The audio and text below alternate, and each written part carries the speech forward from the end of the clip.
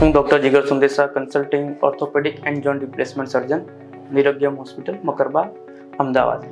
આજે આપણે એવાસ્ક્યુલર નેક્રોસિસ મતલબ થાપાનો ગોળો સુકાઈ જવો એ ટોપિક પર વાત કરશું કે એવીએન કે થાપાનો ગોળો સુકાઈ જવો એ કયા પેશન્ટમાં જોવા મળે છે, જેવું કે alcohol abuse, cigarette smoking, steroid misuse and sickle cell anaemia જેવા પેશન્ટોમાં જોવા મળે છે.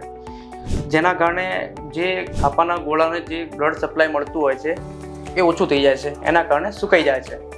તો એની ટ્રીટમેન્ટમાં અમે બે પ્રકારની ટ્રીટમેન્ટ હોય છે, જે સ્ટેજ 1 એન્ડ 2માં કોર ડિકમ્પ્રેશન કરીએ છીએ, જે એક જ ટાંકા વડે સર્જરી થતી હોય છે. અને સ્ટેજ 3 અને સ્ટેજ 4માં ટોટલ હિપ રિપ્લેસમેન્ટ, એટલે કે થાપાનો ગોળો બદલીને નવો ગોળો નાખતા હોઈએ છીએ, જેના કારણે એના પછી પેશન્ટ દુખાવા વગર ચાલી શકે છે અને નોર્મલ એક્ટિવિટી કરી શકે છે. એના માટે વધુ જાણકારી માટે તમે અમારો સંપર્ક કરી શકો છો. Thank you.